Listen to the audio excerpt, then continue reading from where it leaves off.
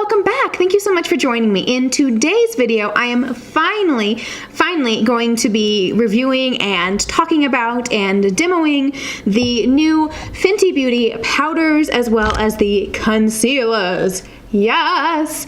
Fenty Beauty finally has a full Fenty face. Yes!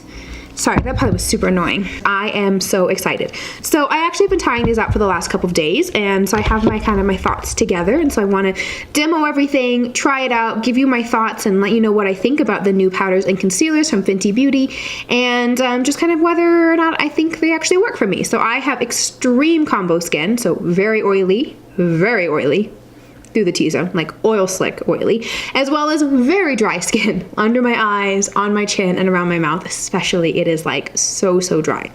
So if you have dry skin, if you have oily skin, my face is a pretty good indicator of how these powders and concealers are going to perform. So if you want to hear my thoughts about the new Fenty powders and concealers, then keep on watching. We're getting into it right now.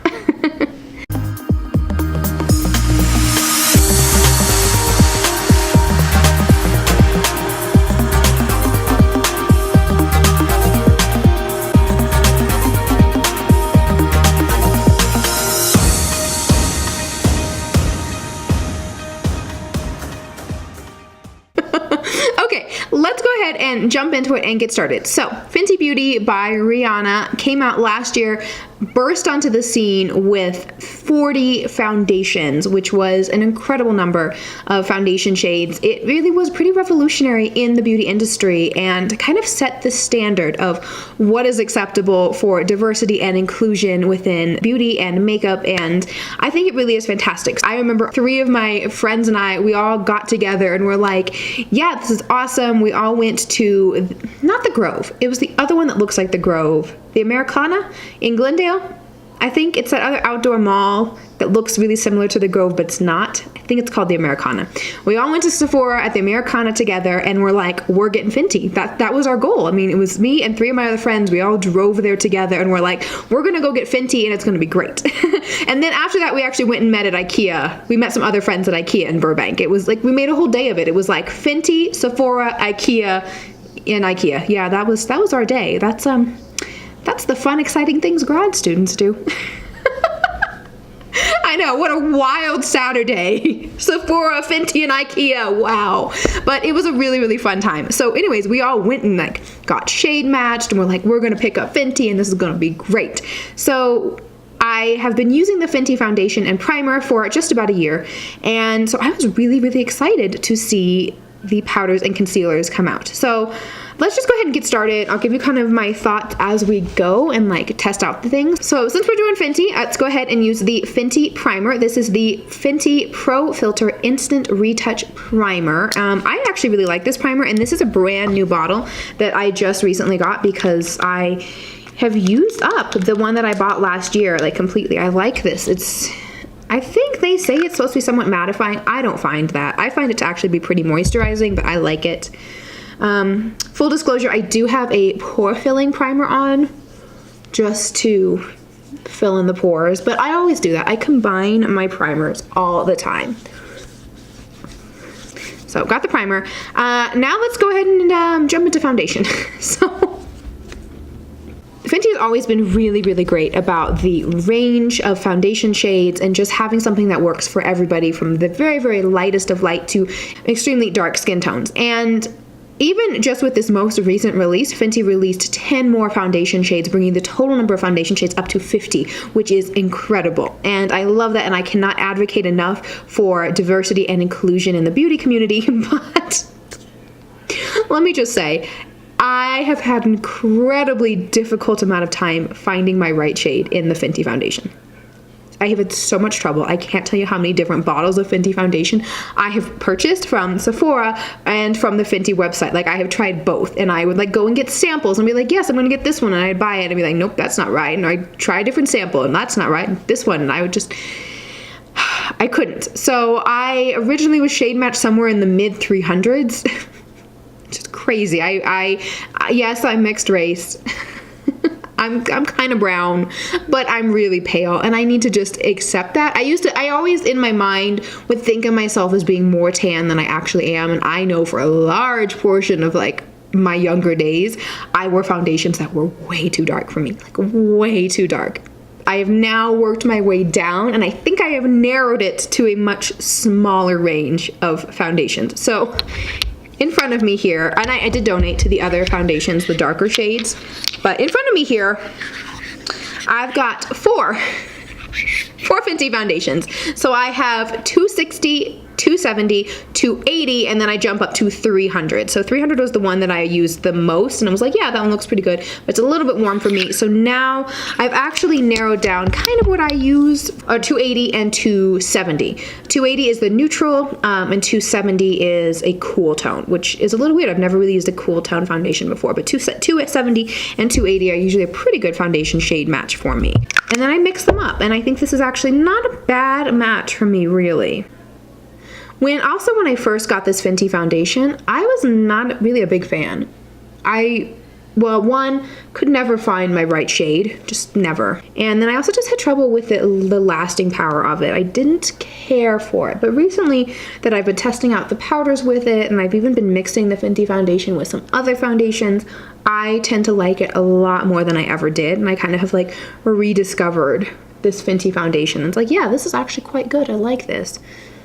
Okay, that's good. I got way too much, like there's a lot left over. Also, something that I bought last year and never used, this is the Fenty foundation, what do they call this? This is the Precision Makeup Sponge from Fenty. Yes. So I bought this, it was in the box. I just now took it out of the box and wetted it for the first time ever. So let's go ahead and just use this. I like the shape of it. It feels really nice and like, I don't know. It feels like a nice sponge. It reminds me of a beauty blender. It's not like overly soft, and it's not, too hard either.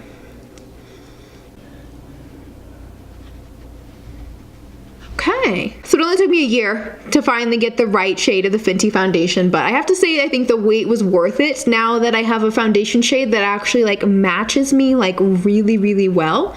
My opinion on the foundation has changed dramatically, and I like it so much more than I ever did. So, okay, anyways, let's go ahead and move on to the first of the new products that we're going to be testing out. So, I have here 3 shades of the new Fenty Beauty Pro Filt'r Instant Retouch Concealer. So, the Fenty website describes this as a creamy, long-wear, crease-proof liquid concealer with light as air, medium to full coverage that brightens the under eyes and conceals blemishes and redness. This is the full coverage cure to living life to the fullest. The sweat-resistant formula comes in a groundbreaking range of 50 easy-to-shop, soft, matte shades, each designed to pair with your Pro Filt'r foundation shade. Start with your Pro Filt'r foundation shade and adjust from there. Oh, well, oops, I didn't do that. I didn't read that part of the description when I purchased them. Yeah, I didn't do that. I looked at pictures and picked it out. So started with shade 220, which is like a medium-ish shade. I thought this looked similar to my skin tone. Then I picked up 210, which was a little bit lighter, and then I picked up 150 for like super light and bright and brightening. This is kind of the cocktail that I use in concealer anyways. I like to have one that like is pretty similar to my skin tone to really, cancel out my dark circles. I have dark circles and hyperpigmentation around my eyes, so I need something that like is really gonna combat that. And then I like something that's a little bit lighter, and then if I really want to go full glam, I take a really, really light one. This is quite light. 150 is probably a little lighter than I should have gone, but I've been using it for the last couple days and it seems okay. So I know I probably use too much. I've been trying to cut down on the amount of concealer that I do use. So with the darkest shade that's pretty similar, like you can tell this is not too off from my skin tone. It's not terrible. So right off the bat, I have to say this concealer is creamy. It does go on really nicely. It feels thick, but not too thick or heavy on my skin. And I'm not normally a big fan of like flat paddles, but I do like this one. I think this is actually one of the better flat paddle concealers that I've used, is that they sometimes just feel a little bit too flimsy and I don't feel like I have enough control. This one is not like that. It's a lot stiffer, and so I like that. All right, so I've gone in with, this was 220. This is the darkest shade that I have. I'm now going to take 210, which is the slightly lighter shade.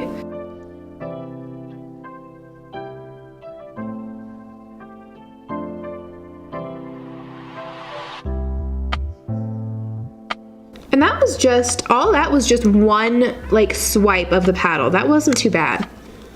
That worked really well. And so now, since I'm gonna go full glam, we're gonna use everything that I have. I'm going to take the lightest shade, and this I just kind of put on the lowest part of the under eye, on the chin, the nose, and the forehead to just really brighten everything up. So now I have lightened everything up. I have my normal ton of concealer on. I'm gonna take the same Fenty sponge, and I'm gonna use the flat side to blend this out.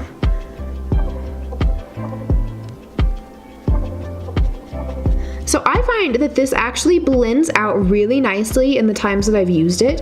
I don't find that it dries down too quickly or takes a particularly long amount of time to dry, so I think it actually is kind of, it's that kind of good medium time that you have some time to work with it, but you can let it dry down a little bit and still get the more full coverage. So I always blend out my nose, forehead, and chin right away, and then I let the concealer under my eye set a little bit. I also don't find this to be medium coverage. I find this to be pretty full coverage, but also you see how much that I put on. And this is just my normal amount. On Sundays I can do a lighter concealer day, and I did do that yesterday. I didn't use the lightest shade, I just used the 210 and the 220, and it worked well. I think it still was pretty full coverage. I didn't obviously put on as much as I did today, but I did really like it. Okay, so now I have the concealer all blended out, and I will just kind of give you my thoughts about it. I actually find that this concealer blends out really easily. It doesn't dry down too quickly. It also doesn't take too long to dry down. I do feel like it can dry down pretty well. Now I would definitely set this. So they claim that the concealer is medium to full coverage. You saw how much I just put on, so I would say this for me is definitely a full coverage concealer, which is good. That's how much I normally put on with all of the other concealers that I use. I probably do too much, I know, but for me, this is kind of a normal amount, and it gives me a type of coverage that I enjoy. Now, today I decided to do the very light, bright under eye, which I enjoy. I'm not gonna lie, I do enjoy a very light under eye, but wouldn't necessarily do that on a more light makeup day. So yesterday I tried to test it out, and I just used the two more medium shades, so 220 and 210, and I definitely did not put as much on as I have now, and I still felt like it was quite brightening and still gave me the coverage that I like, because my main concern with using concealer is, while I like to use it for brightening, the main concern and the main reason I want to use concealer is to cover up my dark circles. So I feel like even without applying quite as much as I did today, I still was able to get the full coverage. In terms of creasing and wear time of the concealer, I feel like it was quite good. I do have some pretty deep under eye wrinkles. I feel like these have kind of always been there. I don't remember when I was like, ooh, those wrinkles look really bad, or they've gotten a lot worse as I've gotten older. I just feel like I've always kind of had some like wrinkles on the underneath of my eye. And my main thing with aging is like, as long as I don't see my wrinkles getting worse, I think they're going to be fine. So there's always going to be some kind of creasing under my eyes. When I'm testing a concealer, I don't notice that it creases more than my other concealers. I also don't find that this is particularly drying. It's supposed to be a soft, matte concealer. So now I do really enjoy using my Tarte Shape Tape concealer, but that one can get kind of heavy. I haven't noticed it being overly drying, but it can feel very heavy. This, I don't really notice that I'm wearing anything under my eyes. It still feels very light and kind of like I don't have anything on, so I do like that. Finally, for wear time with the concealer, I haven't noticed that it throughout the day is like, you know, losing any kind of that coverage, or my dark circles start to peep through. With other concealers, I have had that issue in the past, that it starts out looking really good, but then later as I'm finished, or if I put on other powders, it kind of sweeps it away, and I can start seeing my dark circles again. This, I don't find that.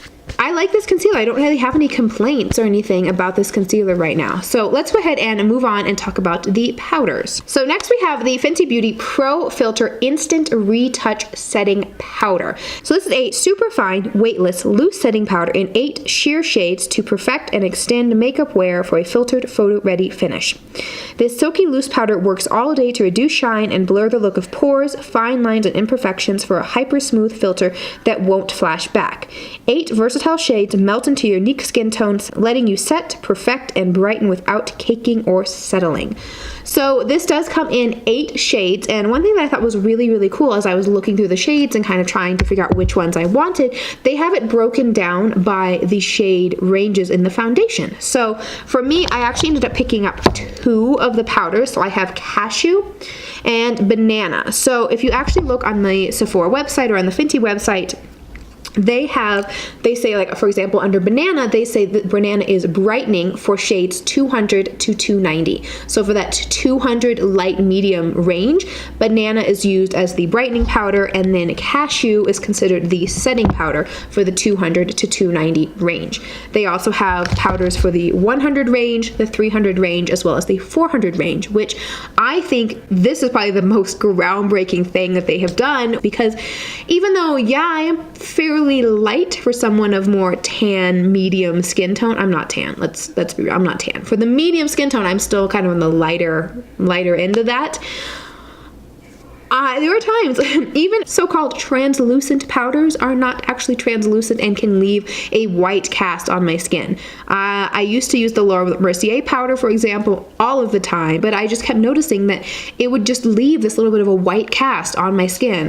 Also, the Too Faced Ethereal setting powder, that was a little bit too light for me. So I prefer powders that are a little more pinky tone, just to kind of cancel out the super like whiteness that a lot of so-called translucent powders can give me.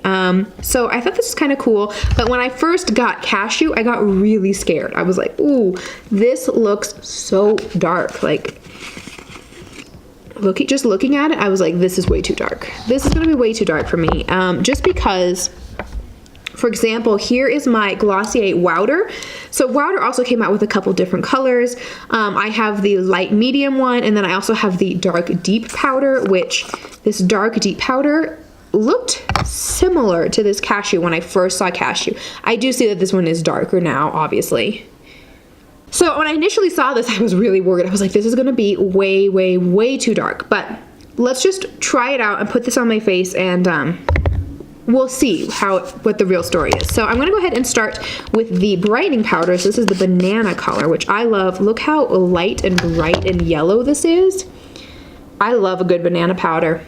I love a good banana powder, I'm not gonna lie. I really, really do. Since I've been talking for a while, I'm just gonna go ahead and just make sure that I'm not putting any extra creases in my concealer. Let me look before I completely... Under my eye, this is not creasing. On my eyelid, there's creasing. Let me zoom in a little bit so you can see. So I've been talking for a couple minutes. On my eye, you can see that there was a crease with the concealer, but I haven't noticed any extra creasing underneath my eyes. If you can see, they actually look pretty good. It's just my normal, there's a little bit of creasing, but these are just my normal wrinkles that I have day or night. Doesn't matter what concealer I use. But overall, not really a ton of creasing after having talked for a while before setting the concealer. So that's a good sign. That's always a good sign. Let me zoom out again. I'm going to take my normal under eye setting brush. This is the Morphe 438, which is what I always use to set under my eyes. And I'm going to go into the Banana powder.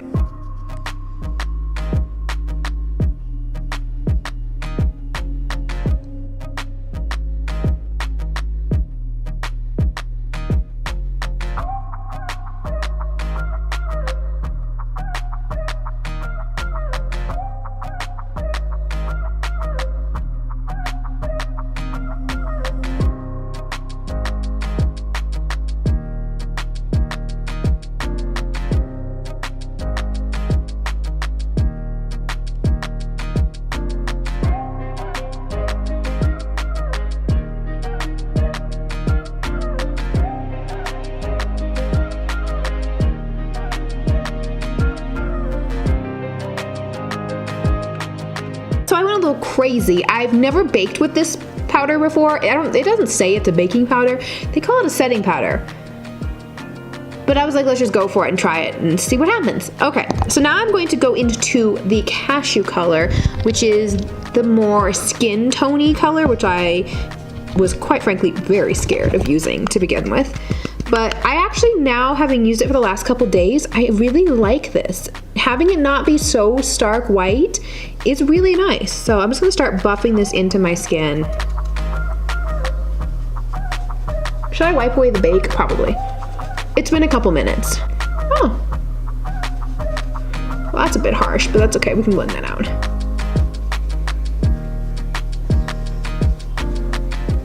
Well, it's super brightening, but I like it.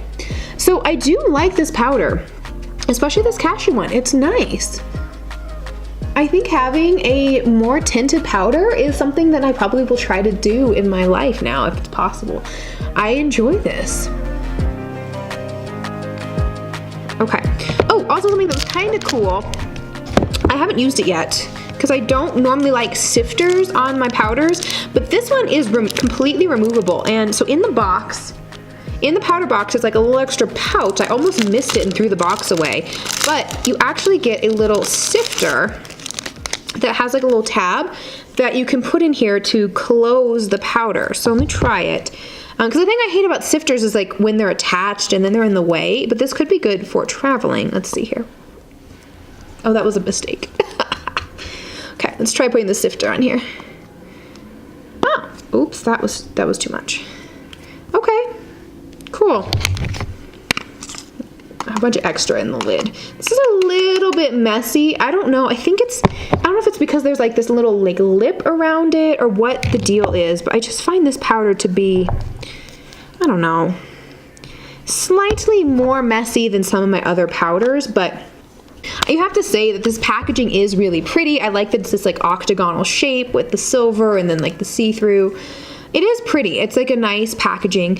I don't know if I said earlier, but this powder does retail for $32 and you get 0.98 ounces or 29 grams, which actually ends up being $1.10 per gram. So this is a little bit less than like the standard size of powder. I think most powders are right around the 1 ounce mark. So this is a little bit less, but I mostly think you're probably paying for the packaging. This is very nice, luxe, beautiful packaging. I mean, this would be beautiful to sit out on your vanity. So that's the powder and the concealers. I'm gonna go ahead and just quickly finish up the rest of my face, and then I will be back to give you my final thoughts. All right, so I am now back. It's actually been a few hours since I put on the powders and concealers, so you could kind of see how it wears and like melts into the skin and how it looks once I've applied other powder products on top of the powder.